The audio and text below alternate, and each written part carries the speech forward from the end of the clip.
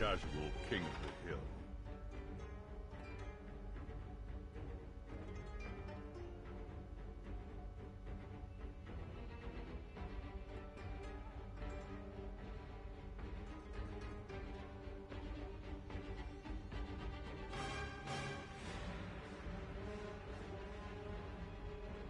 Before you compete against human players, you must compete 3 to 2.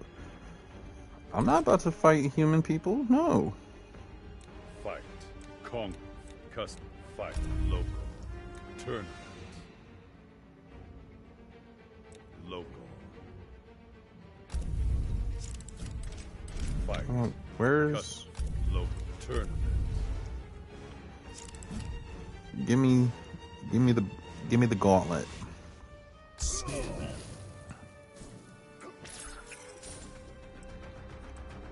What happened to my character? Tournament. Story. Towers of the classic towers. Crypt.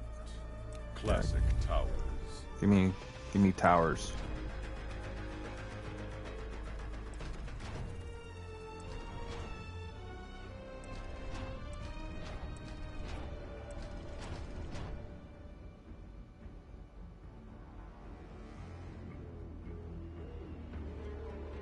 Sure. Scorpion. Let's go with the schmedium. The schmedium.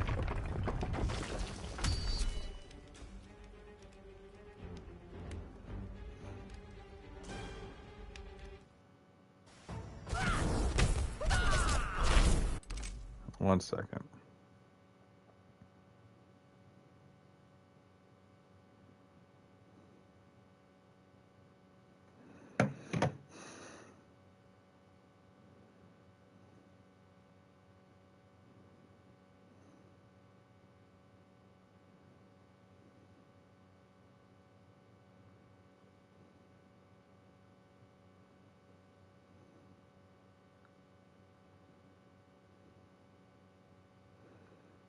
Let me pull my chat back up. Chat back up. I need to pull my chat back up.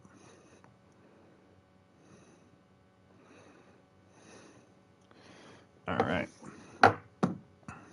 There we go. Skip fight. No, I don't even have skips.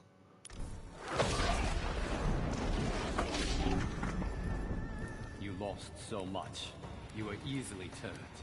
Kronika manipulated my grief. I observe. I do not judge. Round 1. Fight.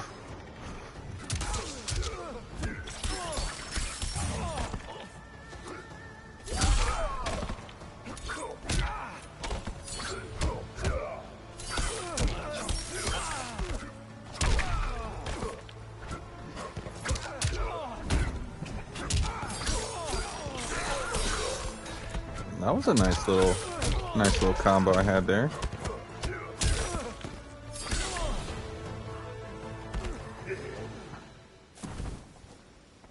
Round 2. Fight. Yeah, this game, my main is Scorpion, and MKX. My main was Kenshi. Oh no! Wake up. Wake up, wake up, wake up. It's the first of a...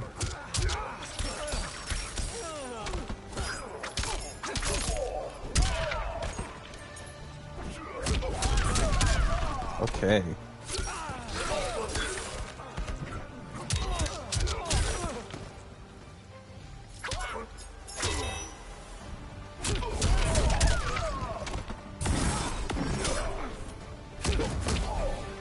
Okay.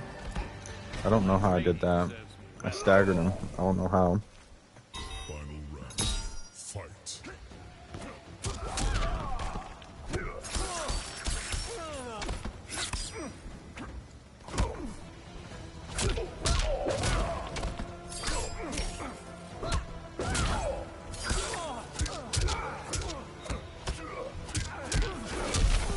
Okay. Where's my breath? walk him down.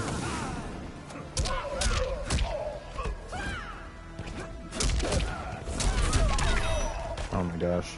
Teleport.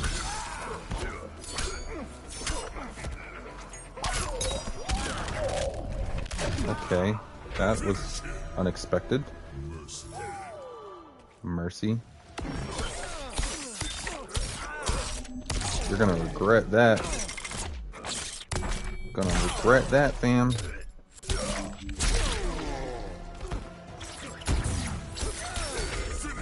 Thank you. I am not giving you a mercy kill. Say goodbye to your spine.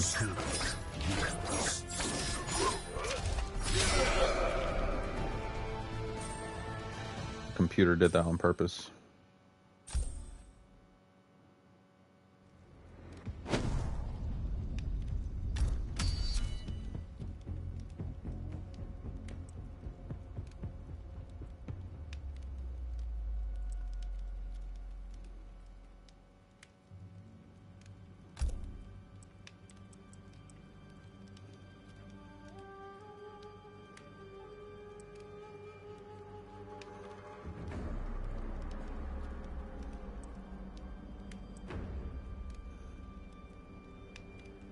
Let's do that.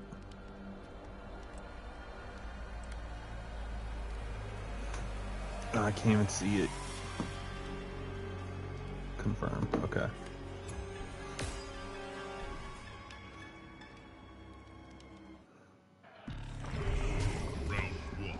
Wait, do I not have my health still low? Okay.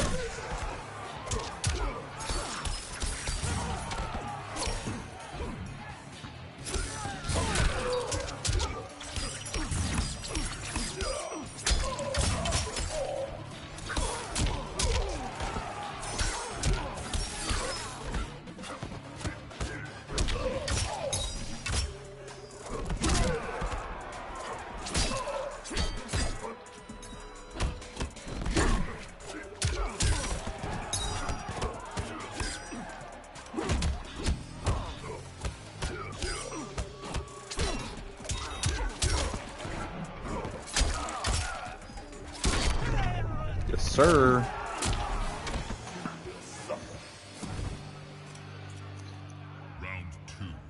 You see, I snuck in a little ball tap at the end.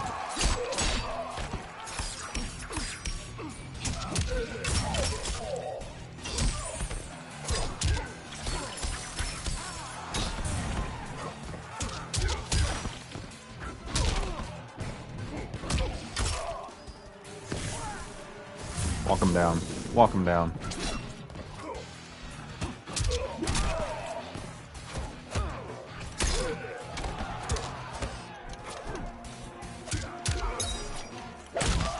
Okay, I don't know how to mix in.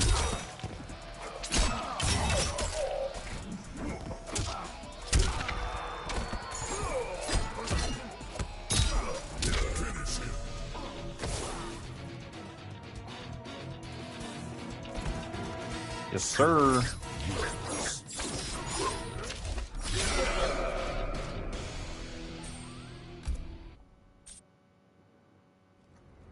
Am I gonna get the same ones?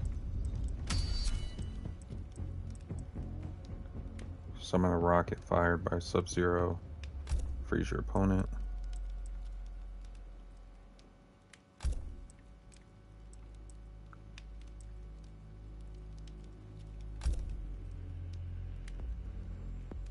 Let's do it.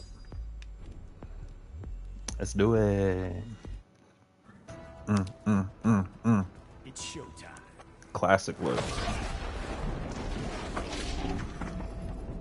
Since when are you and Sub-Zero besties? We joined forces to battle Quan Chi. Gotta stop missing story meetings. Round fight.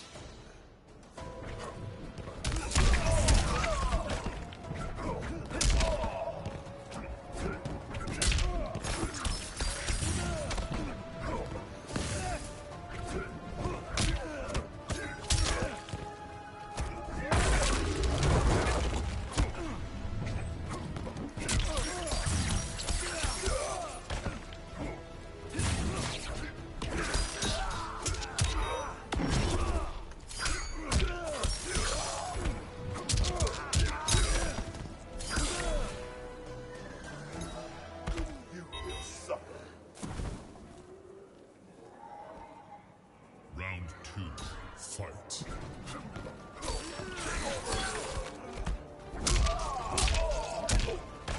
Okay.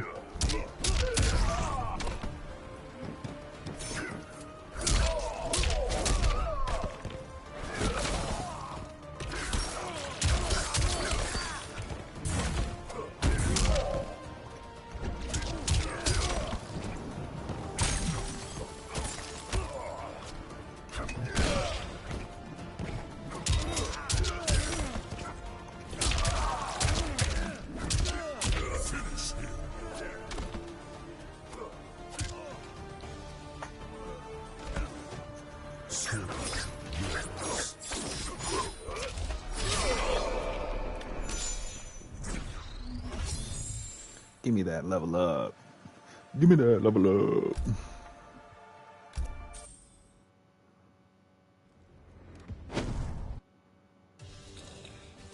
Round one, fight.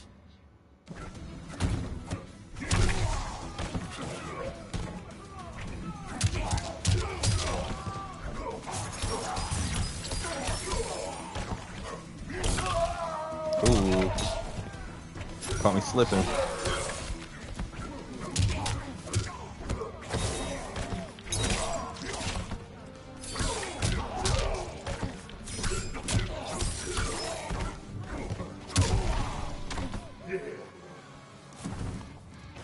Come on, I got a drill, I got a drill. I'm not afraid to use it.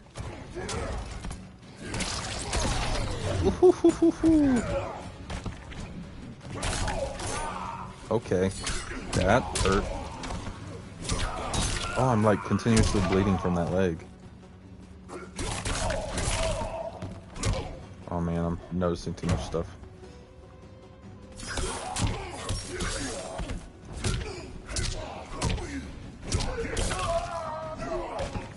Okay.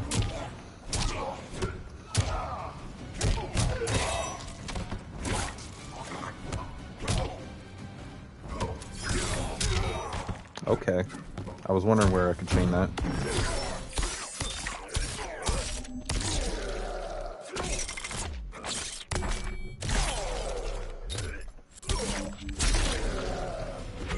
Yes, sir.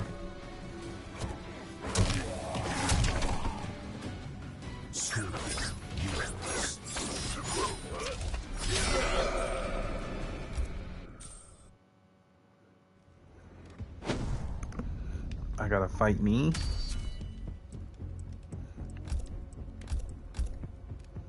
Let's do it.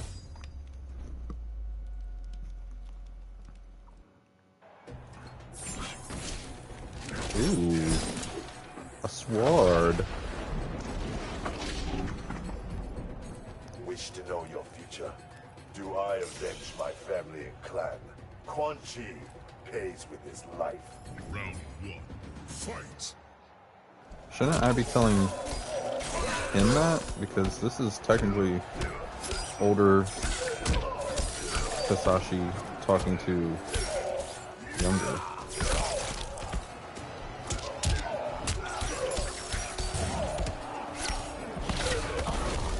Okay. There's definitely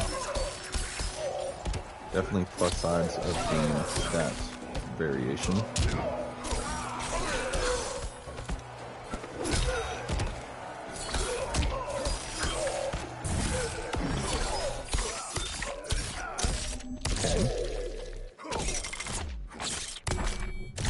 Oh, he's much stronger. I'm done.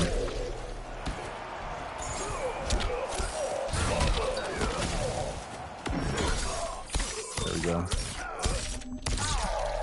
A nice little trade-off.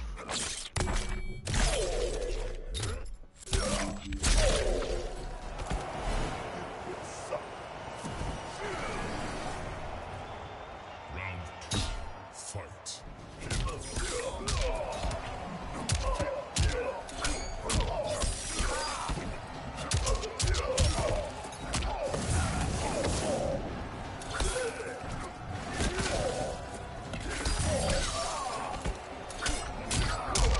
Okay, I can juggle that.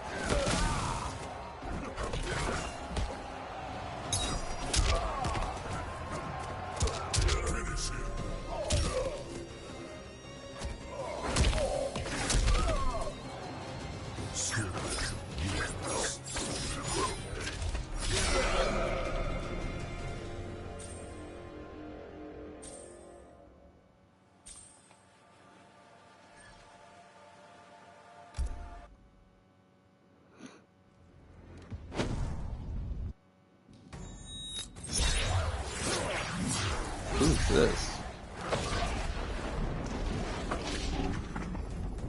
A tempest brews in the Netherrealm. I shall surf you against the storm. Let us prepare together. Round one. Okay, he's a good guy. Fight. Was that a gun? Do you have a gun, Fujin? Forgot about that move. Mid and overhead. Oh, wake up.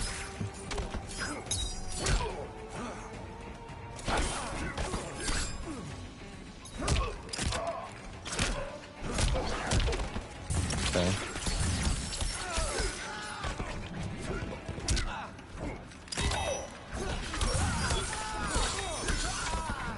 Okay. Okay. Oh man. Yup. Okay. I'll try and cheese him. He did not respect that. Okay, crossbow. I thought he was shooting me with a gun. That was dope. Where has this guy been? Round two. Fujin.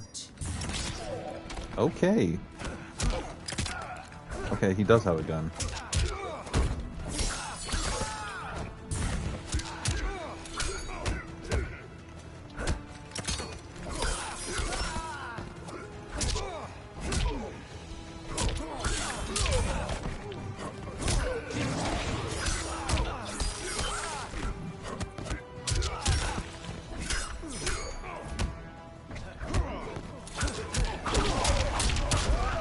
Okay. Walk him down. Okay. Whew. Sweaty. Round. Fight. Let's go. Is he part of my clan?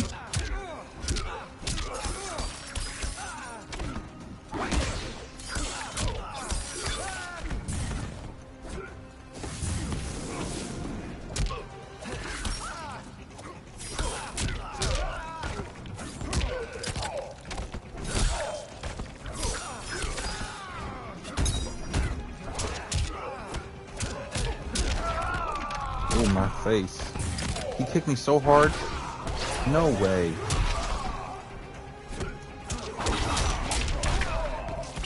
Nope. I can't go out like that, Fujin. You're a dope ass character, but I will not take an L to you. I need that tattoo. Glow in the dark, right? That would be my nightlight. Thank you.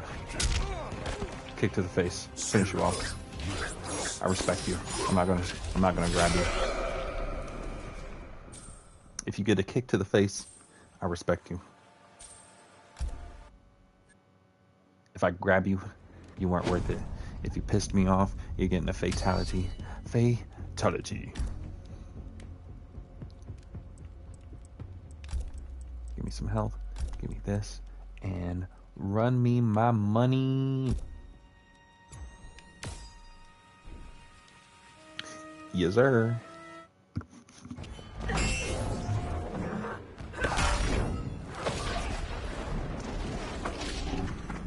Round one. Fight. I already know I'm gonna be pretty irritated. But you know, it happens. Land 4 crouching kicks.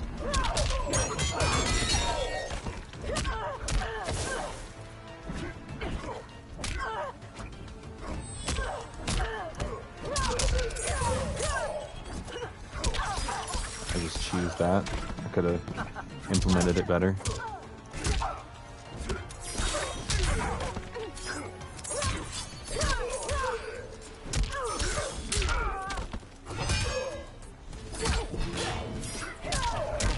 Alright.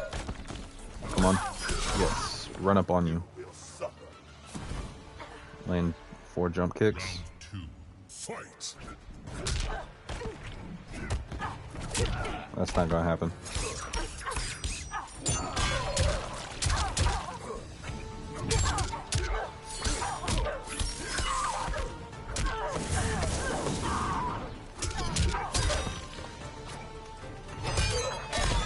Okay, I cannot land any grabs.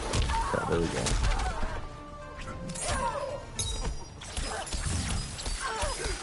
You thought he was cute, huh? You thought he was cute, huh?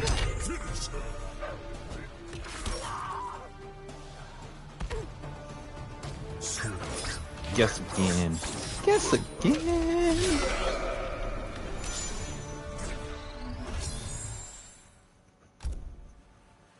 $3,000. Run it. Run it up. Run it up. Run it up. Run it up. Hey, run it up. Run it up. Hey, hey, run it. Run it. Run it. Run it. Run it. Oh. Oh no. Can't do nothing. Chronica? I have been expecting you. Yeah. Your life, your name, they will be wiped from history. Yeah, well, Liu Kang already did that in the next game, I guess, so. To die. You just Max, you don't got hair. One. Fight. Okay.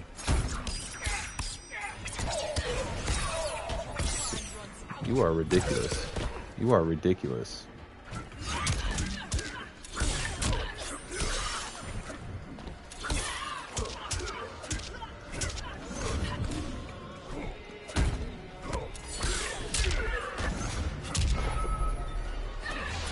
Okay. No way.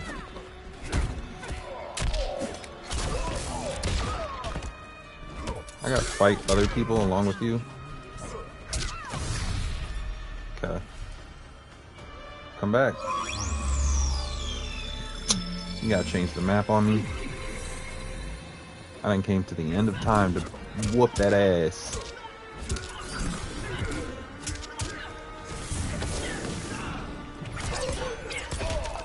How you feel that? How you feel about being a sense of, what's it called?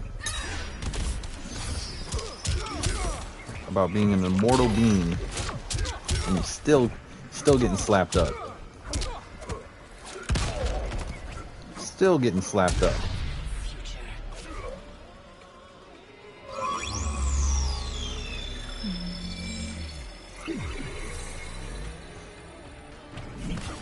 Welcome to the end of time, where I can make sure that goes down in history that the final ass whooping has your name on it. Hey!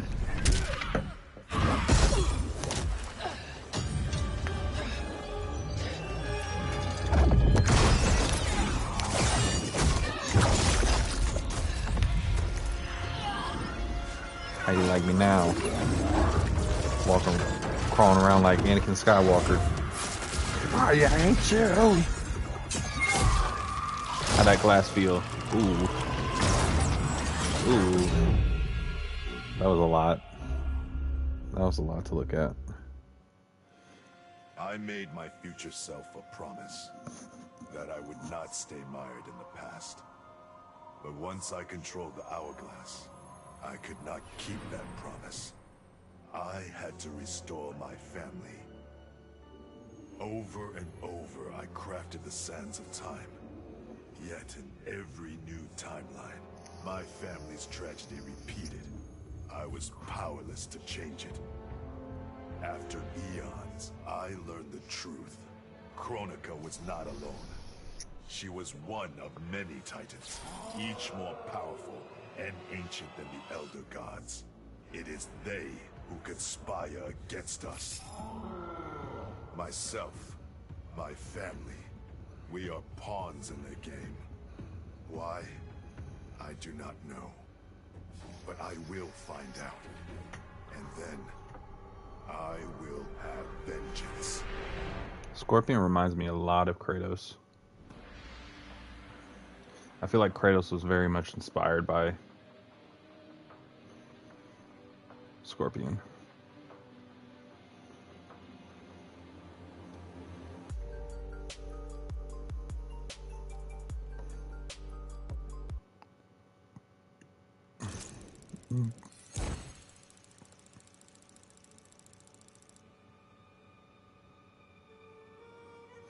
Zero deaths.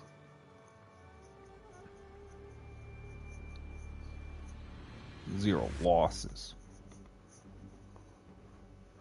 Oh, no fatalities either. No mercies. No friendships. What's a friendship?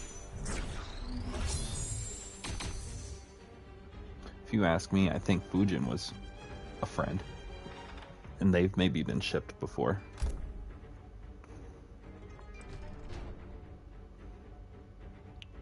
Joker?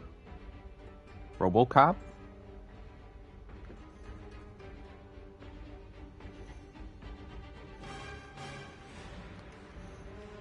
Alright, we're gonna be on for about another 30 minutes, so let's run it. Scorpion.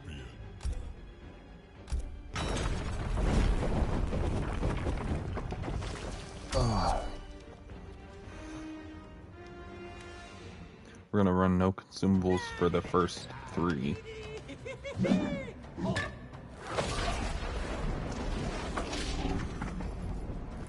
Fancy meeting you here, Scorpion.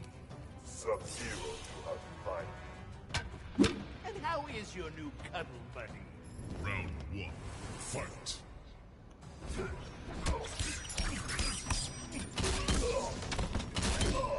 Okay.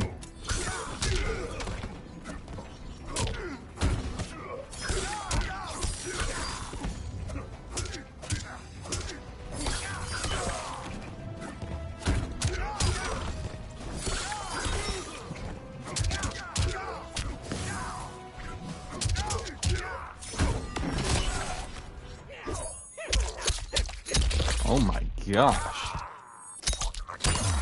Yo.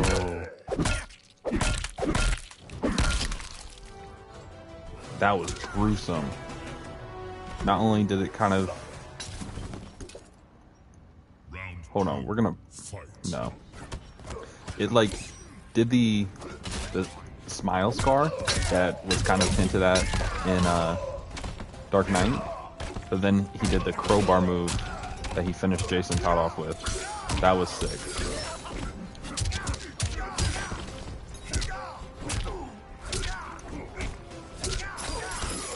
Okay. So I'm learning.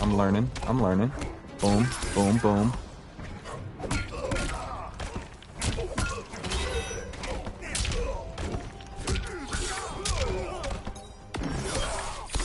Alright. Finish me off, I'm finishing you off. Oh, pause. That sounded crazy. Alright, you're worth it. Let's see.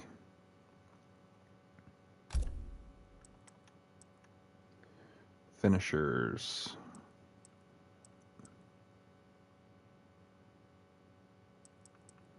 Back, down, down, square. There we go.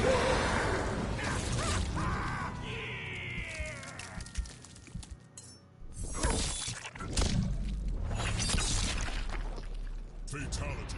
There you go, Mr. Joker Man. Wins.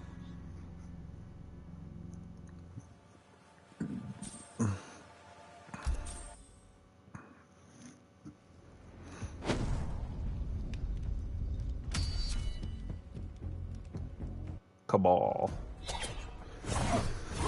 This is probably the most annoying of characters to fight if he's up there in difficulty. We should have finished it, Cabal. A mistake you're gonna pay for. Should have been a Cabal. Fight.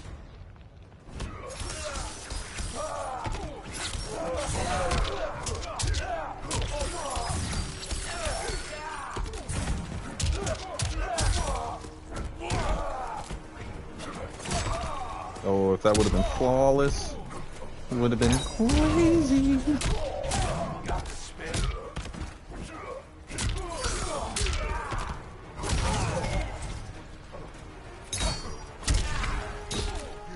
Uppercut for the win. Round 2. Fight. Okay. That was a low. Let's switch spots. I ain't getting in no corner.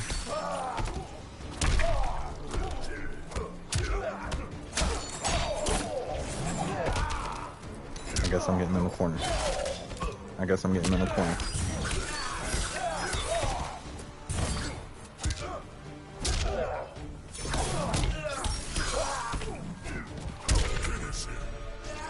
sir.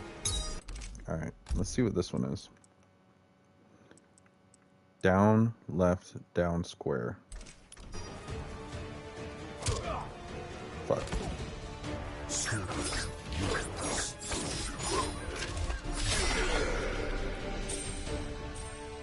Next time.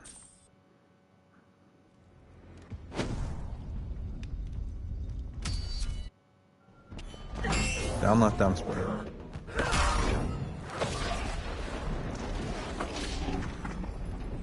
You fought alongside my revenant. She lacks your honor and skill. You are the Revenant. Must be defeated. Round one. Fight. You are the Revenant skin. Come on. Come on, MK, get this right.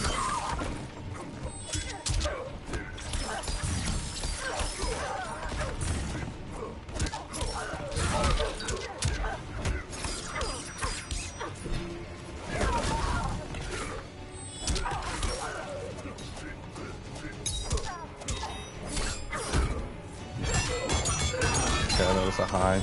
I was expecting a low. Just gonna bow staff move. Yep.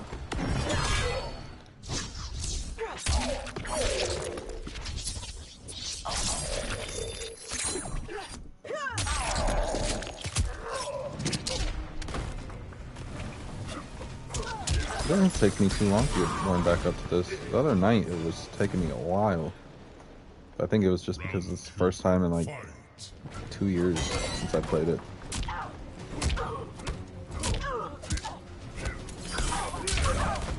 At least this variation. X. I think I've played X more recent than I have 11.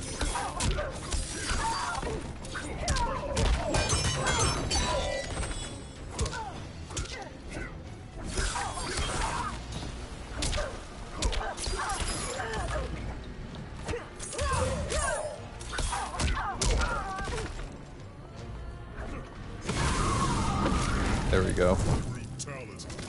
To the nether realm with you. Scorpion wins.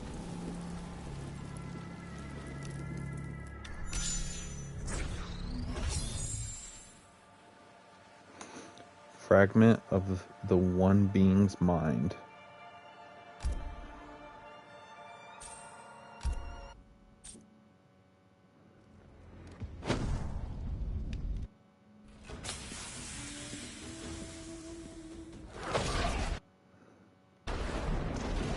I'm just waiting for Roby to get on. I'm keeping an eye on your clan, Trust, but verify. just like the Gippers said. Round one. Fight. I love how sometimes it's just friendly conversation. They're like, how was your breakfast? Good. Great. I'm glad to hear. Commence fighting.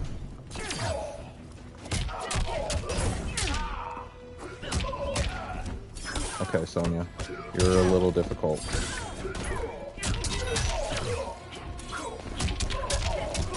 Okay. Okay. That was uncalled for. You think just because you're wearing pink, Fight. you're about to be doing something? You think you're doing something to me? You think you wild like that? You think you crazy? I'll show you crazy.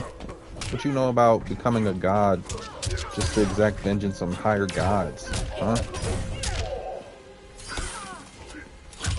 Telling myself I'm not gonna go down a path of vengeance and immediately take it back once I can. What you mean?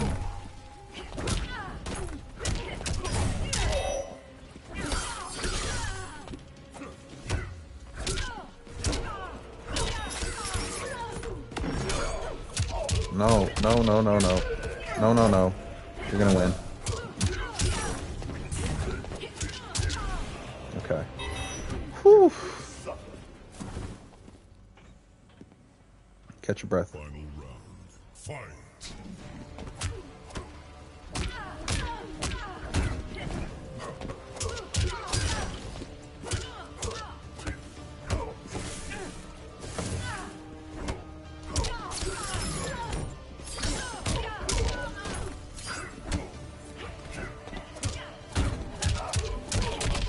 Okay.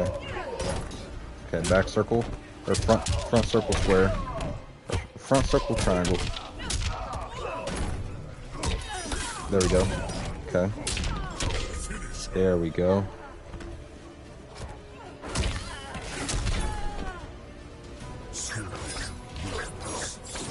She gave me a run for my money. Alright, I think that's the 3. So now we can use consumables. Go ahead and let's just do small health and bats. Dragon challenge. That's sick. Frost is like one of the most creative. Frost and Fujin. Most creative characters I've seen in this game. His time is coming. Round 1. Fight.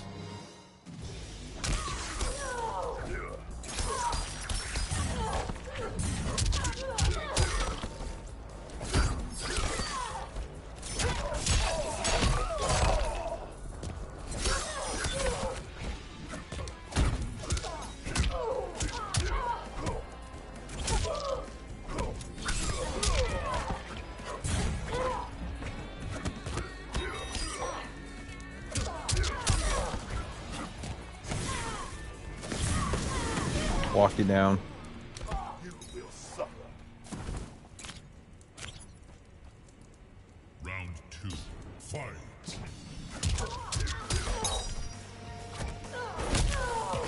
Just a scratch. Okay, I thought that was gonna be a low. No mercy.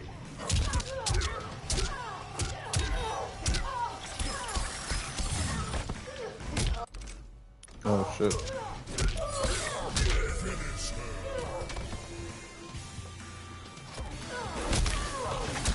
What's good, Drew? Hopefully the stream's been going good. Just now able to tune in. Hey, no problem. I was playing God of War, but I figured if you were gonna tune in instead of stream, I switched over to MK because I didn't want to give any spoilers or anything away to anything. Not that I've been progressing crazy or anything, but yeah, I've been able to kind of get to tier easier, so I don't want to like blow past everything and then get to tier and then spoil anything for your fight with them or any dialogue exchange that you haven't gotten to yet. So switched over for the respect of spoilers. How's your day been going? I know you said you wanted to get to church this morning. Oh yeah, no, because I know for me, like, it's such a heartbreaker when people talk about things and spoil things that I'm passionate about, because at that point you're ruining my not first impression, but like my first experience, my genuine first experience with something, and then I have to wait for something new to come out to experience it genuinely for the first time. That's why, like, when it comes to Boruto, yes, it's not the most amazing anime or whatever, but it gives me a chance to have a first experience again in the Naruto universe. So I appreciate it for that. Man, I'm fighting off against Detroit's best. Okay. I've been getting a little saucy. Pretty good. Sadly, I didn't go to church, but I still got to praise Jesus' name today, so it was all good. Hey, that's all that matters. Church is not a place, and that's one thing I've learned a lot from when I was not in my curious state of religion. Like I very much learned that like church is not going to the building and having a preacher and whatnot. Like church is wherever you decide to bring church. It could be home, it could be at a restaurant, it could be wherever you need it. Yeah, souring of the experience. Yeah, that's something I can't really respect. Like I understand some people don't really care for spoilers, and to those types of people, I feel they haven't really found something they're passionate about. When it comes to anime, when it comes to God of War, when it comes to Star Wars, I'm very much passionate about not being spoiled about stuff. Like I remember I got spoiled on something from TikTok about Star Wars in the new Ahsoka series, and granted it made me excited to watch it all the way through, but once that event came into play, it didn't hit me the way I would have liked it to. It's like I get that you're excited, but you gotta let all the fans be excited and not just kind of spoil it. Not everybody has the time to watch it the moment it drops and talk about it the day of or the night of. Yeah, you just...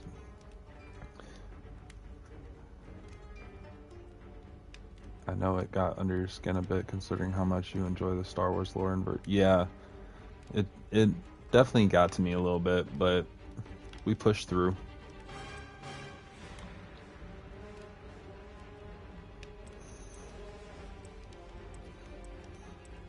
I think that's why I'm glad like I can talk to you freely about Star Wars, because you're not as passionate about it, you're just more curious of the universe.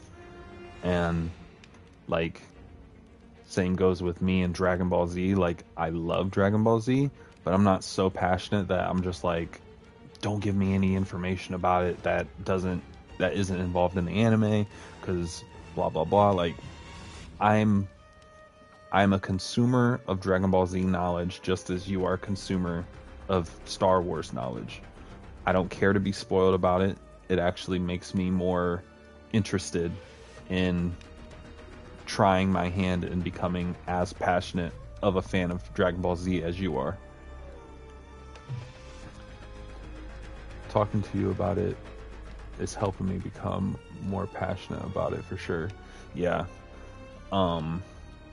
I should be finishing the Plagueis book this week, and then I'll be starting the Darth Revan book right after. So, lots of Old Republic lore coming at you. And I'm probably gonna re-download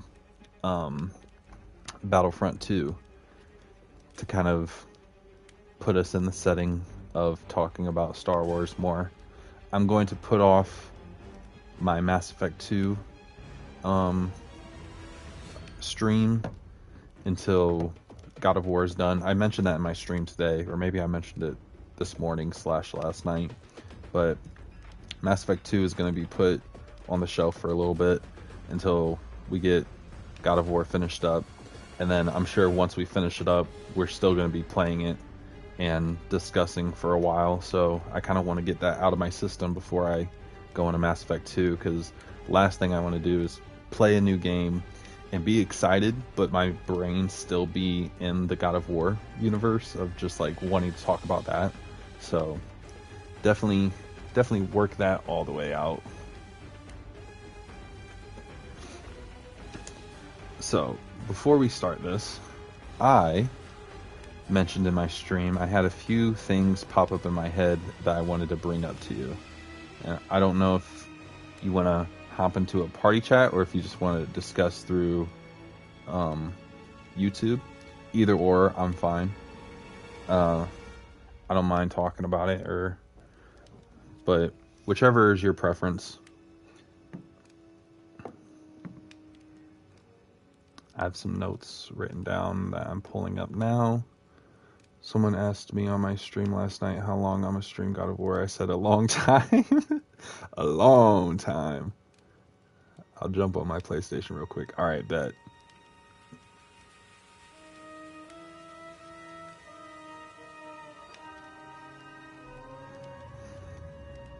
I got some conversation points. I think I've been doing better at taking notes and stuff to bring up during stream and bring up to you specifically for when we have our little intermissions. Because I'm so scatterbrained half the time where like I'll have an idea and as I'm verbally describing it, it's like I think of another route that idea could go. And then I start thinking about that too much instead of the lane I was trying to go, and then it's just chaotic at that point. And I've also noticed I need to get better at listening, because I feel kind of rude because I was looking back at the stream and there was conversations that you were bringing up, and I was like kind of out of it, and I was like, yeah. But anyways, like let's bring up this topic now, and I need to stop doing that. I need to start like listening more, and I need to start like I need to be better at bouncing ideas. Taking notes is huge for streaming. It makes the flow so much easier. Yeah, I've been trying to. I know I mentioned a few. I don't know. All these days of streaming have kind of blended together. But I do remember I said something about taking notes during the game to basically have like a mini podcast at the end recapping everything. I personally feel as though you listen and respond effectively.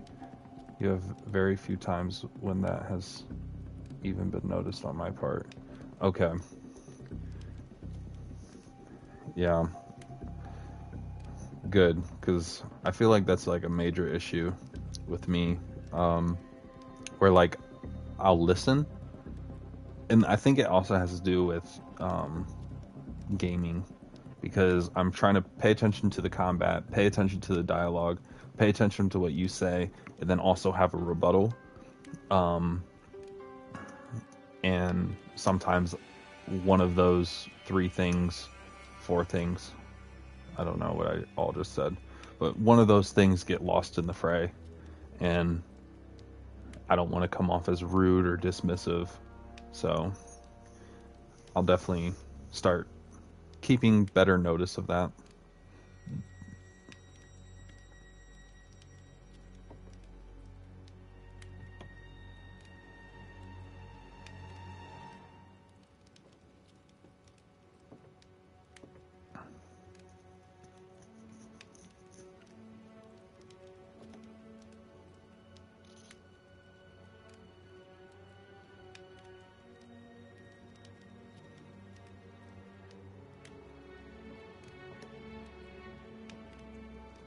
Alrighty.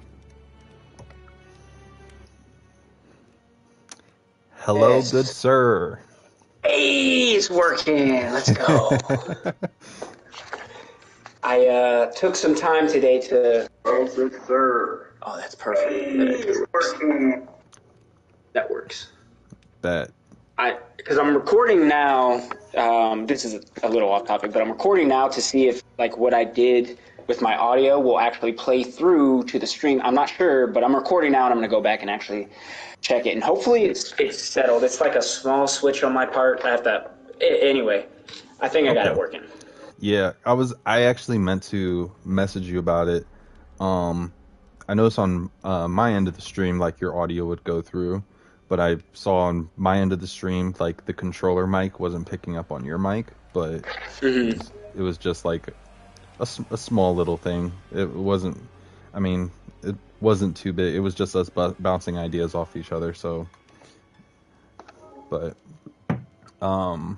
so I do have some stuff written down. I have a theory for the sequel that I think that it popped in my head, and as I was writing down, like it originally was just like a one-line theory, and as I was typing it out, I was like, no, I could expand on it more. But before the theory, I looked back at our streams yesterday, and there was a conversation point that you brought up saying how Kratos said that Freya only sees him as useful, and we kind of expound on that and everything like that. And like a deeper thing that I wasn't even thinking about until today was I have written here Roby conversation point of Freya only sees him as useful, and then unquote, and I said because everyone from his past has used him, so he only sees himself as being useful for people that ally with him. Yeah. Like anybody from his past, like Ares used him, Athena used him, anybody that he's ever considered a friend or ally, at the end of the day, had an agenda with him and then tossed him to the side afterwards. So he's just been wired that way to think like, oh, this friend is only here right now to get their use out of me, and then afterwards I've come to accept the fact that they're just using me and I'm only a tool and a weapon. I mean, that's honestly like super spot on, because that's similar to how I kind of viewed it as well, especially because they kind of reiterate the point of Ares throughout that Kratos willingly gave into servitude to him because he sought that ally, that not even companionship, but he sought the power and the allyship of Ares of his own volition. And more to that point, I like how they capture that in the game from a point of like, oh, Kratos is trying to grow out of that mindset. I think they do it really, really well. I feel like that's the main thing here that we're trying to get over is that feeling of being used, even though the people around him actually care about him. We're trying to get over that, I feel like. Yeah, I feel like that's why he's grown such a like a kinship to Mimir, because Mimir, like blatant, like he can't do anything else. So his friendship with Kratos is just purely because he wants to be his friend. He has no body, he has no goals or agenda. Like, I mean, he has emotions and stuff, and obviously he wants Sigrun, but other than that, like, there's nothing he can use Kratos for, really. So Kratos can see him as, you genuinely want to be my friend. You are a talking head, and yet you still care for me. and I think they highlight that relationship so well to drive that point home. And I think Mimir is the link, ultimately, that is going to obviously break Kratos through and be like, yeah, these people do genuinely care about me. They do want me here because they want me here. I feel like the biggest thing that they've given us with that relationship is obviously Kratos and Mimir seeing each other as like brothers. Yes. Right? It's like a brotherly type of love that those two have. It's no usage of one another at all, but it's a usage of each other's skills to further both of their agenda for the betterment of both of them and for those around them. And that's actually why, like, reading through those letters, I'm glad I mentioned it on stream yesterday. Typically, I wouldn't have got to that until the end, because I like to do the codex stuff. Okay. And I'm very, very glad you said that, because it broadens their friendship, because he mentions Mimir more than anyone else in his letters to Atreus. He's the number one person he mentioned. Obviously, I think Freya is second most. I haven't gone through all of them yet, but it really harps on how deep that friendship is to him and how much it means to him, because I think that's the only friendship he has currently, at least as far as I am in the story, where he doesn't feel as if he's being used in any way, shape, or form. Yeah. And it makes me so emotional to look at those notes and see Kratos to be able to be so vulnerable to Atreus, to be able to consistently in one of the notes he straight up says it, but in the rest of them he kind of hints towards like just how much he misses him. Yep. Like, I miss you. Like that alone just like puts tears in my eyes. Like, for me, him saying, I think I even mentioned on stream yesterday, him opening up how he does in the notes is amazing. But even just looking at how he speaks, like how caring and how soft he is in his messages to Atreus. yes, Like his words are so methodically chosen, and it's like so much of Atreus has actually rubbed off on him, and now, because he's been hanging out with Mimir, smartest man alive, that's also been rubbing off on him as well. So he's got better word selection. He's saying his emotions vastly better than he was previously. So it shows how, Atreus and Mimir both, and Freya as well, but how all of these people are affecting him in such a positive way. And it's just a letter. Yup. Yeah, like, he's talking in ways that you would have never thought he would have talked 5 years ago in the 2018 God of War, because it was very, like, he had very few lines of dialogue that went past like, like with Atreus. It was very much like, you know what I want, I don't need to speak on it, I'm not going to tell you what to do, you should know now. And like now it's like he's just speaking to him like his son and as an equal, like a man. Yeah. All right, so and real quick, a quick note real quick. So I was also really happy when I read there was a note about the villain or the raiders who had captured Speki and Svanna. And that, when I read that note, I was like, oh my gosh, Kratos, you, like, everything that I read in that letter was so perfect, because it, like, if you remember from Ragnarok, it even shows progression from during that game, like halfway through that game, when, Kratos was not very warm with Speki and Svanna. Even at the end of the game, when he was more warm with them, he still wasn't as he portrayed in the letter. Like, the letter showed real concern, love, and, like, adoration for Speki and Svanna.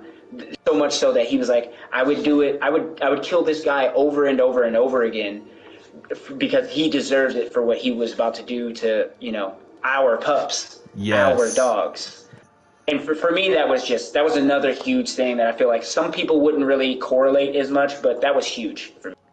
Yeah, because it's like, not only did it affect him because the wolves were used in servitude to the raiders, but it was Atreus's first deep connection with an animal companion. So it's like that dual love of why I want to protect this. Not only do I want to protect these animals because of my own past, but I want to protect these animals for your emotional security towards them. And it's like, I will continue to fight this man over and over if it means to keep them safe. I loved it.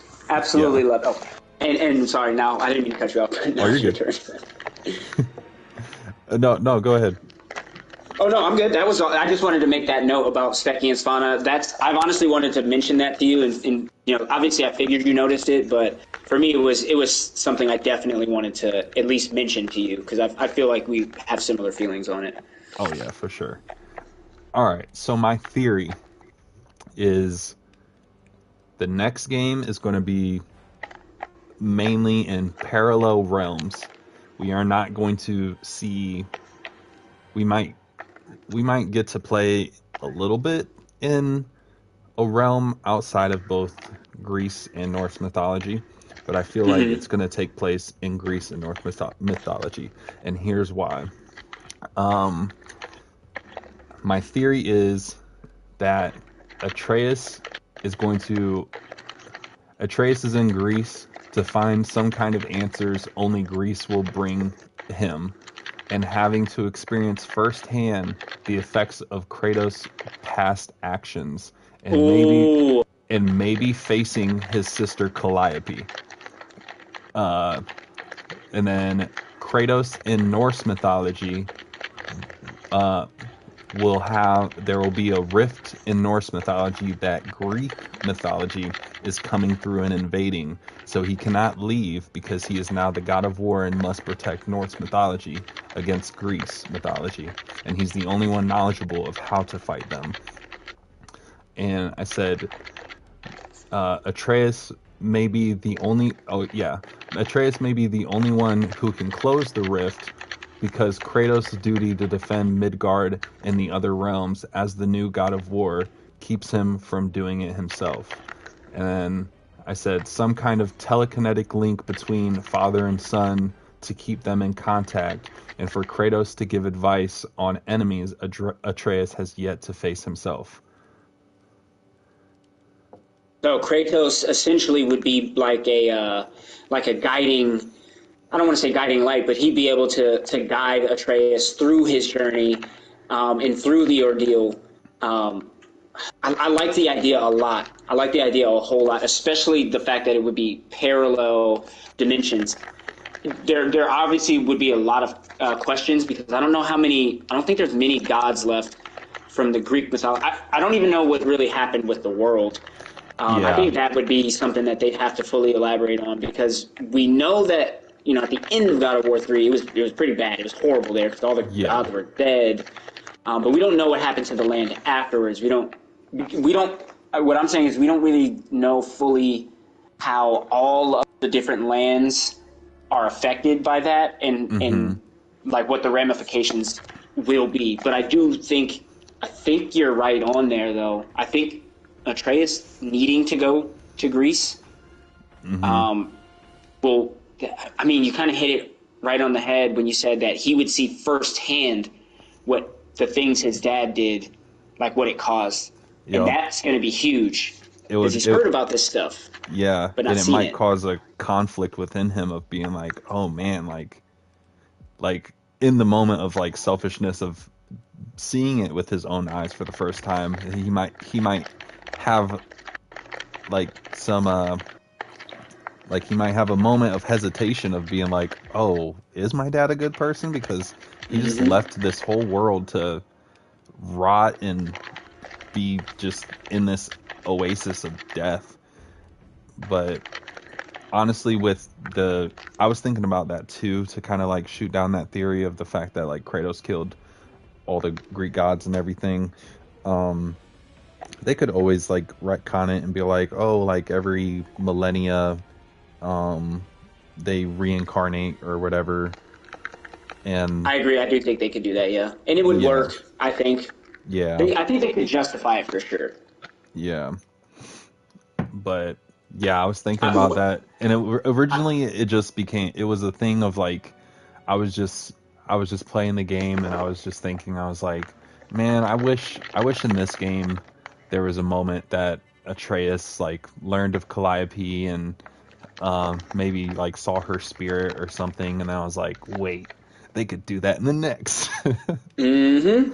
And what I'm hoping is, so what I with your theory in tandem, what I would prefer happen is I would like for Atreus to be like the parallel dimensions thing and everything. I would love that, but I would prefer to have Angrboda be the one to help him through it. I would want Atreus to see all these things that Kratos did and be essentially like disgusted, like, what? I can't even listen to my father anymore, blah, blah, blah, blah, blah.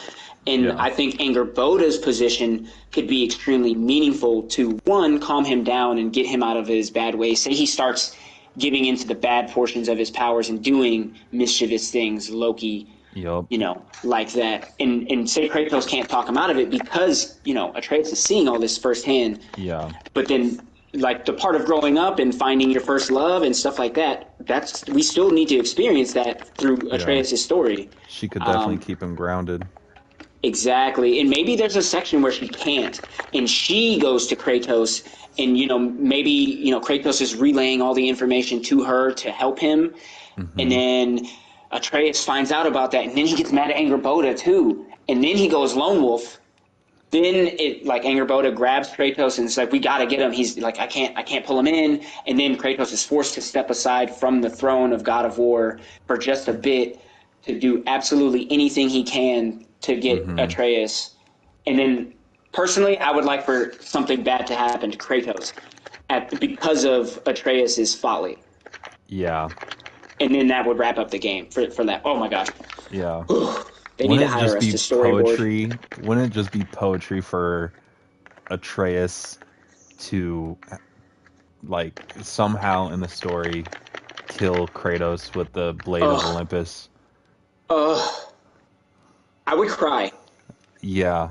I would definitely cry. If he repeated the cycle, oh my god, I would cry. And then for Kratos, his last words to just like, as Atreus realizes I just killed my father, and he's like holding him in his arms. Kratos put his hand on Atreus's face, Be better. and he's like, I forgive you, and then he dies. If he said "be better," because remember that was huge. Yeah. If he said "be better," and then at that moment Loki would, and I like calling him Loki. I even said this on my stream.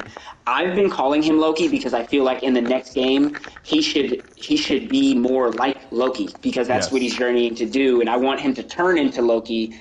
Again, I've thought about this as well, and your theory plays heavy into how I think the next game will go as well. Like they flow very much in tandem. I didn't think too much of the parallel dimensions thing, but I do like that. I like that better than where I was thinking. I just feel like they have a lot to work with, and they can really make this story shine. Yeah, because the only time we've seen Atreus really tap into the God of Mischief role was in 2018 when Kratos first tells him like, "Hey, like we're gods," and then he just went on this kick of like, "Man, I don't gotta do nothing. I'm a god." Like, yeah. Yep, and then his powers, like we're still learning his powers, so his powers could have something to do with like maybe his corruption as well, you know, because like he didn't have control of himself when he was a bear. Yeah. So, you know, with that, maybe there's other transformations or other things that negatively affect his psyche. That, you know, say he kills Kratos, like he snaps out of it, and he's like, "Oh my God, this is what my power is truly capable of. My dad's gone," and he would think really heavy on that, because think about all that they did to prevent Kratos from dying in the first place. Yes. And then ultimately for Atreus to be the one to kill his dad after they did all that would ultimately kind of break him and kind of force Angerboda to step up for real. Yeah. And it would make the art piece on the wall from the first one that they were trying to like you said, like the game of Ragnarok was Atreus like trying to prevent that from happening. Like it would make that come full circle, and that art piece would come true of like Atreus holding Kratos' dead body in his arms. Yep, because that's what the image was. It was Atreus holding him. It wasn't necessarily. I mean, they did have Thor striking him down, yes. But it could just change. It could be as simple as that. Like Atreus could be the one striking him with his bow. He's already shot Kratos once. Yeah. When in the first game when they were fighting Baldur that first time. He shot him on purpose too. So it all plays and adds up to that fact that could very well happen. He can be like consumed by his power, because we don't even know how deep his power goes so far. And honestly, after killing him, like Kratos could still potentially live on, because what could happen is like in his dying, because you remember the painting, like Kratos is dead. And there's something coming out of his mouth. It's like a snake or whatever. Like in his dying breath, he could like let his spirit out, like how the wolf did. I forget his name. Fenrir. Like how Fenrir imbued his spirit in the knife. Imagine if Kratos imbued his spirit in like one of Atreus's crossbow. Or his bow, and like from there, like he was still able to like get advice from his father or whatever. That could lead into like consecutive games after that. He could be trying to find like a suitable host for his dad, so to speak, like for his spirit and whatnot, because that's also part of his journey, is to find more of those orbs and figure out what happened to the giants as well. Yeah. And then you'd obviously think that's what he's going to do, because that's what Loki does in Norse mythology. He imbues like all these different animals. What really happens is he has sex with all these different creatures and has gigantic wolf babies and snakes and all this stuff. Yeah, but I think for the game's purposes, Yeah, because his daughter's like in charge of Hel, and Hela's his daughter. Fenrir, or not Fenrir. He's got a bunch of kids. He's got like hundreds of kids. The snake is his. Fenrir in the stories is his. Yep. And but I feel like they have to kind of take Atreus more towards the Greek mythology side in the next game, because like the first game was him figuring out he's half god, half giant, and then in this game he's on a mission to find out what being a giant is and their mission and what happened to them, and just really learning more about the giant side of himself. And now he needs to learn about the god part of himself. And yeah, I don't know. I'm excited. I got that theory. I was in the middle of stream and I was like, oh, I got a theory. And I was about to talk about it and I was like, nah, I'm going to write it down and talk to Roby. I love it, man, because I need to start writing my stuff down as well. I just trust my brain. I'm like, please don't forget. But I just think so heavily about the game all the time anyway. They just get embedded in my head. I think about them all day. I'm like, oh, if they do this, if they do that. It's so hard to not think about it. Yeah. Oh, man. And then we still haven't even reached the end of this DLC yet, so we don't even know what type of clues they're going to give us to the actual... And they might not, but I have a feeling there's going to be... I feel like something obvious that's going to point us towards the next games. I think it'll be one thing obvious and a couple of things that are, like, hidden. Yeah, and that's kind of what I was getting at yesterday. I was like, yeah, we're gonna play this game and everything, and there's gonna be some stuff that just like goes over our head for a little while, and then until we really get a look into it, or until we get a trailer of whatever the next thing is to give us kind of some subtext, we can look back and be like, oh, that's what this meant. Like, then it'll click. Yeah, like, oh, I'll probably I'll realize it and start screaming, oh my god! Yeah, stream and start Valhalla over again. It's like, now I have to fully experience this again. Seems like, oh, gotta turn it all the way highest. Oh, I wonder if that's a thing. If you beat it on the highest, I'll figure it out. Yeah. I was gonna say, if you beat it on the hardest difficulty, if it gives you anything. I hope that's not the case, but who knows. So, from what I streamed today, I don't know if it is or not, but I'm guessing I'm on my last tier encounter. Because when I fought against him, he was like, this will be my last weapon challenge. And like he... Oh, so are you in part 4 now? I don't remember what part I'm on. Okay. I'll have to look. But yeah, I don't know if that means that that's his last new weapon, and then any other encounter he'll just switch up weapons mid-encounter. And then you just gotta adjust to the change of one of the mini chapters. Oh, what if he starts switching through the weapons? Yeah, that would... Oh, man. That would be so crap. It'd be fun, but oh yeah, I've been fighting against the urge to look. I don't really care as much like now because I realize I'm gonna get a lot out of this game anyway. I'm gonna wait, and if I play it today or tomorrow, after that I'm gonna check if I haven't made a ton of progress. But after that, I'm gonna see how many parts there are, just to see. I would like to know if I have a lot left or a little bit left. I mean, I feel like I've definitely gotten a lot of time worth out of it so far. So after my next play session, I'm gonna give it just one quick look, and hopefully I don't spoil anything for myself. But I'm gonna just look how many parts are there in the new Valhalla DLC, and hopefully it'll say 3, 4, 5, whatever. Yeah, I think it's amazing to, like, not only is the DLC amazing and whatnot and more story, but just the amount of new voiceover dialogue that they did.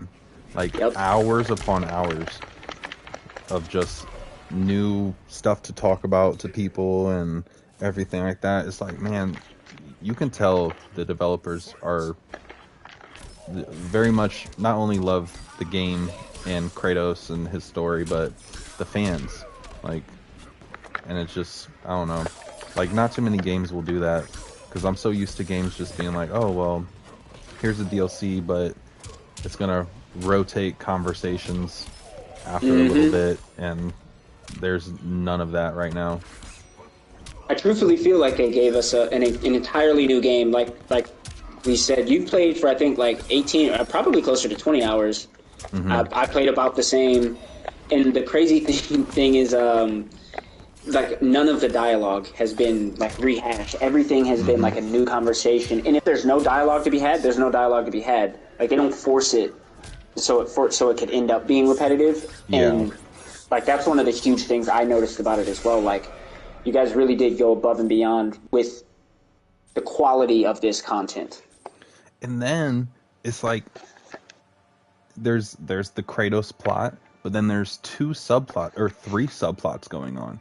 There's the subplot of Freya and organizing the new realm and the powers that be to make sure that it's well balanced and whatever. There's that subplot. There's the subplot of Mimir having his own experience in Valhalla. And then there's the subplot of Mimir and Sigrun. And it's just like, how are you putting all of this into a free DLC? Because they know, man. They know what they're doing. They're doing what other game developers should be doing to soften the blow of us as consumers to have to pay this much for a game anyway.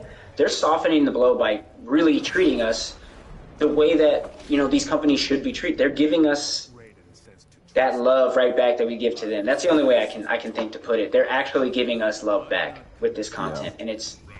I've had to, like, whenever I get off stream, I go sit in the bathroom and I'm like, you know what? Take a shower and cry a little bit for how excited I am. Yeah.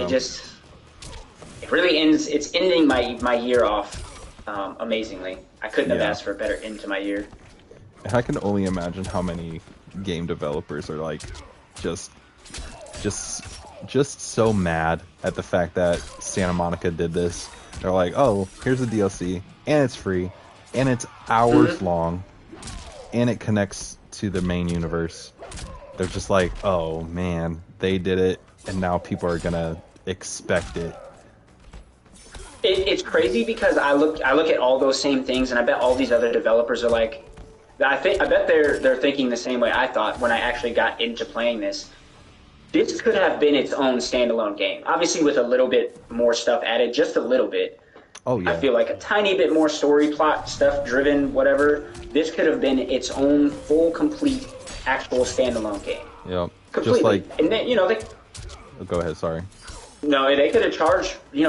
I even would say full price, but I think reasonably they could have charged $50 for something like this, and it would have been worth it. I think maybe again with a little bit more added, but it would have been worth it. I think there's just so much here. So those other developers are probably shaking in their boots.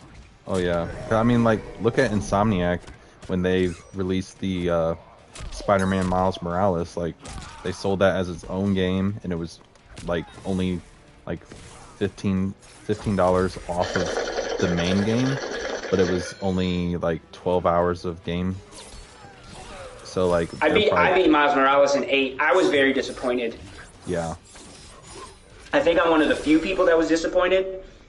I got it for free, and everyone was like, oh, it's just like the regular Spider-Man. I was like, the graphics are a little better, the gameplay's a little smoother. Yeah. But I was like, there's not, like, really anything here. No. At least not for me.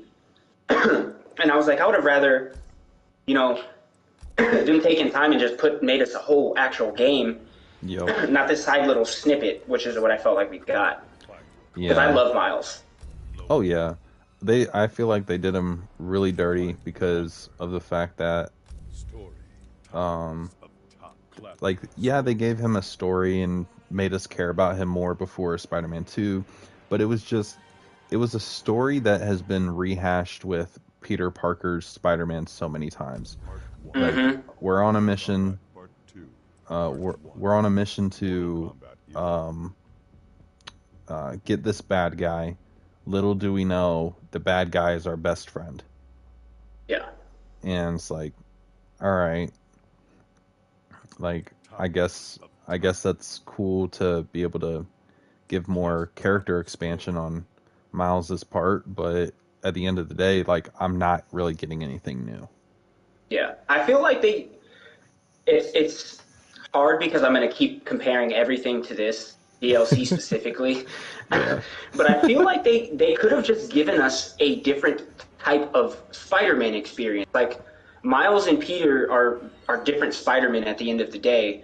Mm-hmm. So like even the controls should have played differently. Like they could have mixed and matched different buttons and obviously not like jump or anything, but they could have given Miles his own gameplay style. But no, they didn't do that. What they did was they gave us the same gameplay style from the first Spider-Man for Miles Morales with a couple new game mechanics or like abilities that he had. That's all that they did. Yeah. And for me, I wasn't okay with that because again, I love Miles Morales as Spider-Man because he is a completely different, comic book-wise, completely different Spider-Man than all of the other Spider-Men. Like, he's different than Ben Reilly. He's different than 2049. Like, he's different than all other Spider-Men in my mind. Because Yes. he legitimately follows his own path. And I love that. Yup. Because he's very much the type of just like, I know what's expected of me, but I'm going to protect the people that I need to protect. Not even necessarily want to protect, but the people he needs to. And I mean, Peter's the same way, but Miles has a more compelling way of doing it. And I think it's just because of the fact that like he's from the Bronx, or he's from the Bronx, and like or Brooklyn, one of the two. And it's such a tight-knit borough of New York, and he's just, I don't know. Miles comes from a community. Yes. Miles, like the difference between like Miles, one of the main differences is like Peter when Uncle Ben died, he only really had Aunt May, but really didn't even have that. Miles has an entire community that he can rely on. Like throughout the comics, you look at that. He's got his best friend, he's got his parents, obviously. And the other thing for Miles, like the big differentiation that I have for him is like all the other Spider-Men could do almost everything. Yes. But Miles even says it in the new movie. He says, I can do it all. I can do everything. And for me, Miles's Spider-Man is the only one that embodies that quote right there. Miles can legitimately do everything. Miles can save the Uncle Bens and stop the Uncle Bens from dying. Miles can stop the Gwen Stacy's and the Mary Janes from dying. And at the same time, Miles can keep his family, like his friends, the ones he loves, safe as well. And I think he's written that way for a reason, because I don't know, I feel like he is written more for people like us to prove that the sky is the limit. There's absolutely nothing that can hold you back. Yep. Because as a brown person, there are many things that we believe that can hold us back. So there's just another layer of uplifting that I feel Miles is given in his writing. Mm-hmm. And I feel like it's purposeful. I think it's meant for him to be read as he can literally do anything. Yeah. Like I feel like if he needed a power to just pop up, in like comic book wise, if it was needed, Miles would just develop it. I feel like. Oh yeah. I feel like that's the type of Spider-Man he is. Yeah, I really feel the fact of like what you said when you're like, oh, he has a community around him, because like with Peter, we're so used to him being this lonely person that has to choose isolation to keep everybody safe, to be a better hero. And like with Miles, it's like he uses his community to give him strength. Like like even in the moments, like no spoilers or anything, but like in Spider-Man 2, there's moments where like this task is not a Miles Morales Spider-Man job. It is it's a Genki thing. It's a one of his other friends, or it's his mom. Like if it helps you explain it, you can spoil it. I don't really care. The Spider-Man games I'm not like strung up on the plot. Like for me, it's really just fun swinging around. I don't really care about that stuff. But if it does help you explain it, I'm all ears. No, it's more of just like, I guess what I'm trying to say is like there's moments where it's like, oh, like Miles needs this, but it's not his specialty, but it is his friend's specialty or his mom's specialty. Yes. So it's like he can rely on them to help him be a better Spider-Man. Yep. Peter doesn't He really have utilizes his assets. Yeah. Yes, he utilizes his assets in this community to help push him to become a better hero. Peter has to rely on his motivation and his courage. Yep. Because I'm trying to think who all knew that Peter Parker was Spider-Man. I mean, I guess you can say historically, obviously, like Gwen Stacy, Mary Jane, Yeah. and then his villains are the only real ones I can think of. He didn't have anyone close, and even it doesn't even have to be people that knew he was Spider-Man. He didn't even have anyone he really went to after he lost Harry. Miles has his mom, obviously his dad. I also think the big benefit for Miles is in the comics, Miles is still in high school. Like he's a high school Spider-Man, you know? Oh, yeah. He's not out on his own, like living in his apartment by himself yet. Like we haven't really gotten to that point with Miles yet. Yeah. Which I think is a huge help. But I think even when we do get to that point with Miles, he'll still be at his parents' house whenever he needs to talk to his mom or to get hugged up on or he's still the community thing is huge. Yeah. Yeah. I'm glad you noticed that. Yeah. In Spider-Man 2, he is putting in applications for college, so I'm guessing Spider-Man 3 will be more of a mature, grown more into his role, Miles. Okay. I think I'll be more excited for Spider-Man 3 than Spider-Man 2. I mean, I'm excited to play it, but I'm not like chomping at the bit. Spider-Man 2, like the story just didn't grab me a ton. It looks cool. Yeah. Have you watched any gameplay like of the story or anything?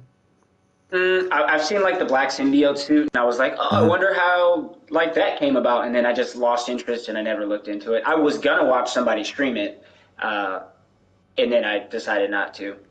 Yeah, I'm probably going to. I'm definitely going to stream it once New Game Plus comes out. But is there a date on that? They have not announced yet. It's supposed to be coming out before the new year, but who knows? They haven't given any updates. But how long is the story? Let me see. So I haven't really picked it up since I beat it, and I have 33 hours in. So I'd say I beat it at about 26 hours. And I kind of mainlined it, so yeah, probably 26 flat. But I think that what I like about Spider-Man 2 is that it gives the focus that Spider-Man Miles Morales should have had towards Miles. Instead of being this like, oh, I'm Robin in Gotham City because Bruce is on vacation.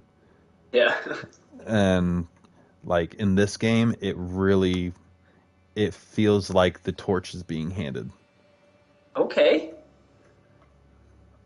So I'm a little bit more tempted to play it now. I'm still going to wait until it goes on sale, but hopefully you do. And it doesn't even have to be before the new year, but whenever you do stream it, please let me know because I will definitely watch you play through it. Again, I don't really care too much. Like, I'm not super vested in the story or whatnot. I'd like to just watch you play it, watch you enjoy it, and then that'll get me a little bit more excited to actually play it as well. But I need to see someone else enjoying it, because if I don't see that, then I'm probably not going to want to play it a whole lot, just being honest. No, I get that. I've been hitting my Marvel fatigue, but I'm super excited for Blade to come out eventually. Man, it's funny, like, I want to say a couple of hours before you sent me the video, I was scrolling on TikTok and I saw the Blade video. But while I was sitting there, I was sitting at my computer desk editing videos. And I was like, dang, I really want to watch that Blade trailer. And I was on my phone on TikTok. And sure enough, you had just sent me the thing. Because what I was going to do was type in Blade trailer and just, boom, watch it on TikTok. I wasn't even going to go to YouTube. And I was like, perfect. Now I have it in my inbox and I can just watch it whenever I want. It's so dope. I probably watch it every other day, every 3 days maybe. Yeah. That's all we got. We don't have anything else for it. Oh, I can't wait. That's going to be so sick. Yeah, I think the next... So that's getting... So Blade is being made by the Arcane Studios, and they most recently gained like another burst of fame from making the game Deathloop. Oh, I heard about that game. Yeah, I never played it, but I heard of it. I hadn't played it either. Sadly. Yeah. But the next Insomniac developed game is going to be Wolverine. Is there a trailer for that yet, or no? There's a teaser trailer, just like how Blade has a teaser trailer. Hey, But Insomniac got hacked this week, and some leaked information of Wolverine came out, but I haven't looked into it. Oh gosh, I don't even know if I want to look into it. Yeah, it's a pretty. I kind of want to just wake up one day. I want to wake up one day and be like, oh my god, Wolverine's out. And be like, yay, yeah. I have the money to buy it. I forget. I think I did that. I've been trying to do that more with games because I did that with the reboot of God of War. It kind of just came out of nowhere for me because I was just so disconnected from the game sphere. Mm-hmm. And so when it came out, I was like, oh, that's cool. Let me try my hand. And little did I know that it would take over my lifestyle for a while. It would be the game. I actually, because of you, I looked at my... I remember, I think you said it in 2 or 3 streams that I've been watching, how God of War is your most played game of 2023. Mm-hmm. So I looked at my hours for it, and I was like, oh, and this was before... Let me subtract the 17 hours. So mine would have been at 142 hours.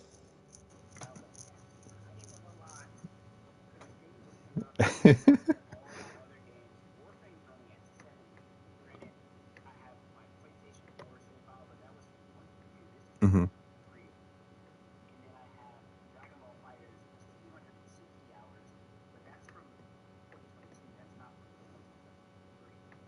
Oh. Yeah, I don't know if you have the PlayStation app on your phone, but they have a little notification thing you can click on, and it will do like a wrapped up of your year to show like, oh, you spent like 30% of your time this year on this game. And yeah, there was a whole breakdown. That's how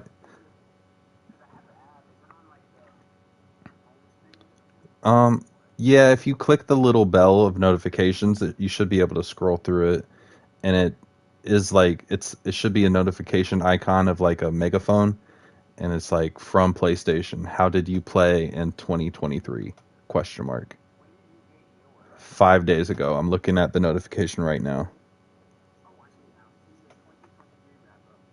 Yep.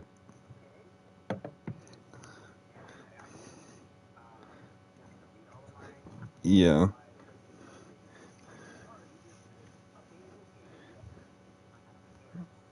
Yeah. You can pull it up on your PlayStation too if you want to show your stream. I'm not sure if you are streaming or not, or if you're just playing for fun. But okay.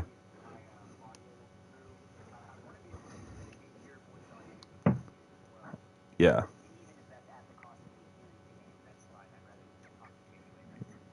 Yeah.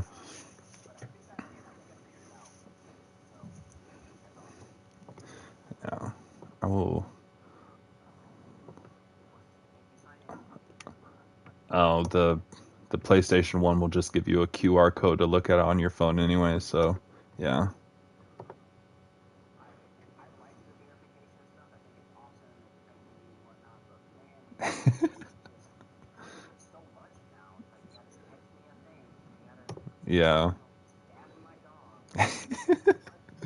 You you gotta do 5 jumping jacks in your backyard and send a picture with your left hand thumb up and your tongue out.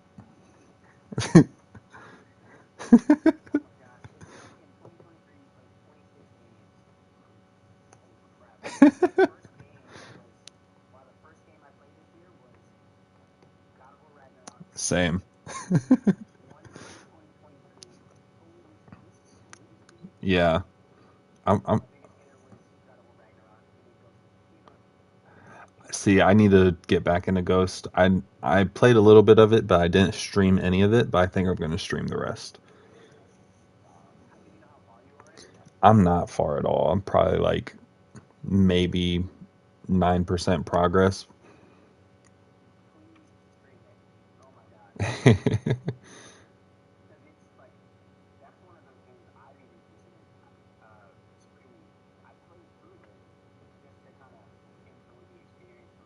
Hmm.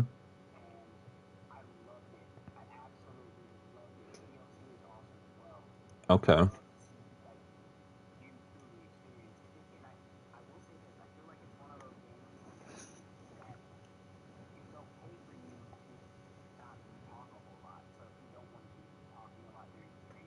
Hmm.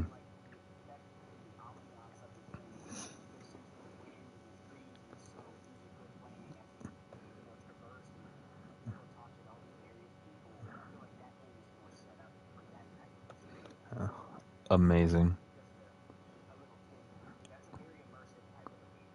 Okay. Good, because sometimes in Valhalla, I'll like have to remind myself that I'm streaming, so I'm just like, oh no.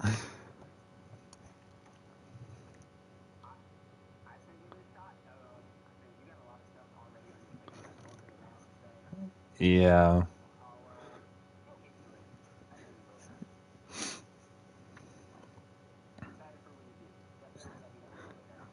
Oh yeah. Yeah. I have it downloaded. I haven't opened it up since I started streaming. Um, but yeah, I need to. I don't think I'll revisit Survivor because there's rumors that they're not going to be giving any game-driven DLC. It's only cosmetic, and at that point, I'm like, whatever. So I'll probably take that off. Survivor came out at the top of this year, so I can take Jedi Survivor off. I'll keep Spider-Man 2 on for when New Game Plus.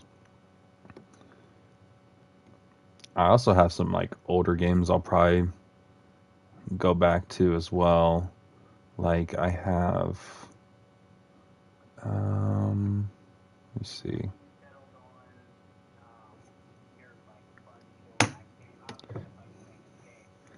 So I was funny enough. I was talking about it today on stream. I will once I beat the once I have achieved the plot of Valhalla, that will also probably be my just for fun thing. So I'll probably do that because I really want to embrace the roguelike since it's so new to me, and I just kind of I've just now started to come around to the fact of accepting that death is another means to go forward. So I've been starting to I've been starting to really enjoy it instead of getting frustrated.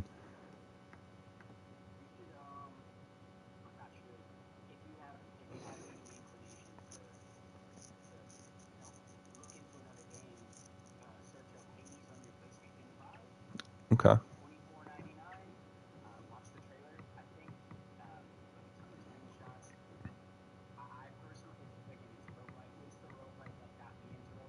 Hmm.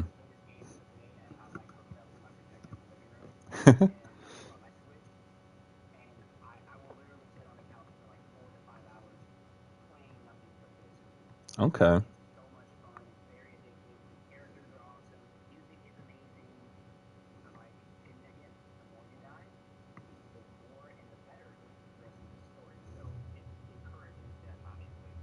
Okay.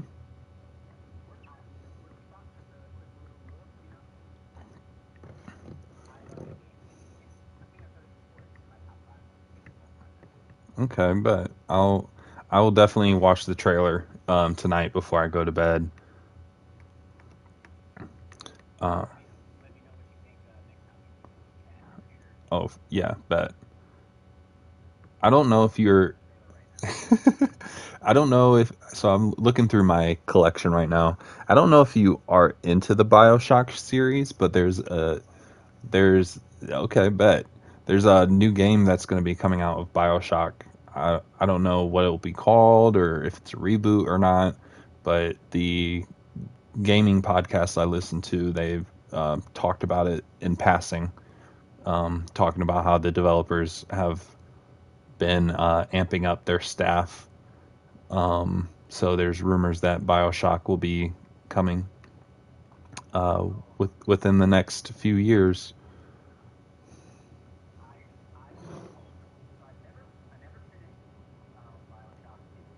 Hmm.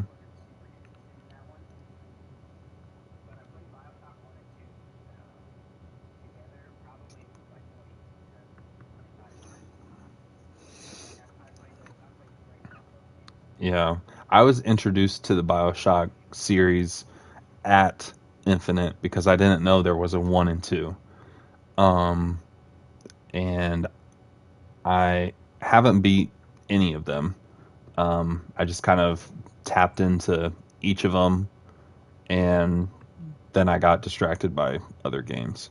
But yeah, I'll probably after my Mass Effect run, I'll probably dive into BioShock because I feel like the series, um, like my series based streams, tend to get a lot of people that come in, say what's up, and stay for a few hours, and then they dip.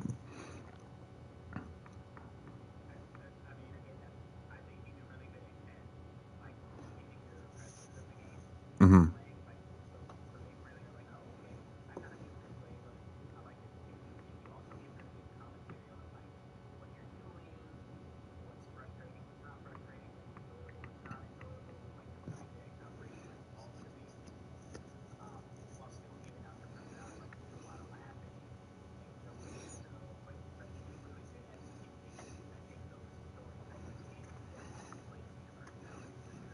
Thank you.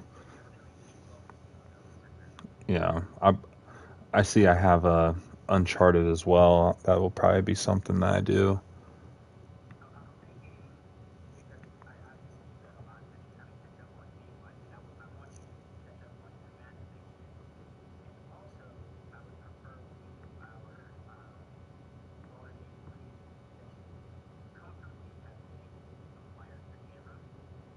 Yeah.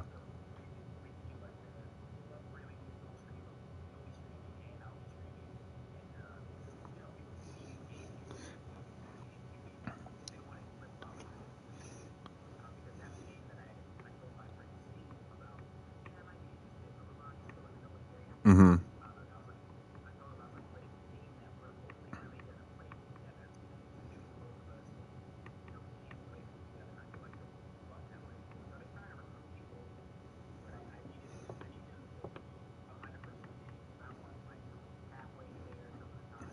Yeah. Yeah. Most definitely. And that's primarily how it's going to end up anyway. But Yeah. obviously, you're going to play all these other things, so we're probably going to end up pushing that back. I would assume to Well, maybe February. so I'll probably do something where it will be like I'll probably schedule it out to one day a week, play Hmm. a different series to give a different plot to people that don't really care for the Dungeons and Dragons theme Hmm. and whatnot. But yeah, majority of the time, like once once we both have Baldur's Gate and I have my camera, like I'm committed to streaming Baldur's Gate, just like I'm committed to streaming God of War. Because I even said today, I was like, my plan was for tomorrow to start Mass Effect 2, but I know my brain's going to be too much still in the God of War universe Yep. for me to fully enjoy it. Because I'm going to be playing Mass Effect 2, just being like, I wonder what Kratos would be doing right now. Exactly. And I do still like the idea you had mentioned of doing like you'll play this on this day and then this on this day. If we had like just one day, obviously more than that would be cool, but if we had just one day a week where we could play Baldur's Gate 3 and like maybe we do like a quick recap of like what happened before. I like to take notes and stuff, and you're getting in the habit of it as well. So it could be like a once or however many times a week kind of a deal. So then that way we could still keep the variety in the stream, because some people might not want to watch Baldur's Gate 3 Monday, Tuesday, Wednesday, Thursday. Yeah. Some might want to watch you do your Mass Effect for Monday and Tuesday, and then Baldur's Gate 3 on Wednesday, and then more Mass Effect. It could be whatever. We'll figure that out for sure. Yeah. It might work. I mean, yeah, like you said, we'll definitely discuss it more and everything, but it'll probably work better to do it on Saturdays, because Saturdays is the only time I can comfortably do late night streaming. So, yeah, that'll probably be the best way to approach that. But that's perfect. And then also the baby will be here on January 4th, so there might be some scheduling conflicts for a little while. I totally get it. Congratulations, man. I'm really happy for you. Thank you. But that's awesome. I'm going to go ahead and end the stream and hop off, get around for bed.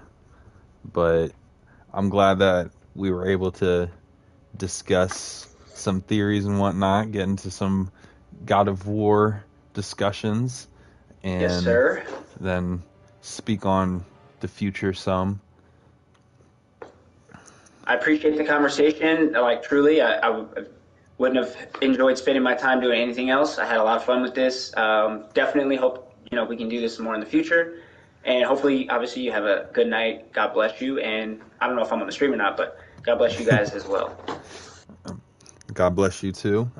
Be sure to, if you enjoy watching this stream, whether you're watching it live or you're watching it later on with the full thing, be sure to like, comment, and if you enjoy coming here, you'll definitely enjoy going to Roby's stream and just watching his YouTube videos. And that his YouTube is MUTEN space ROBY, and he streams typically around like 10 o'clock and he goes into late night. But thank you guys for tuning in. Thank you, Roby, for joining. Appreciate you, brother. We will be back this week at some point. I will be taking a break tomorrow, though. Sounds good, man. I'll catch up with you hopefully sometime soon this week. All right, bet. All right, peace, man. See ya.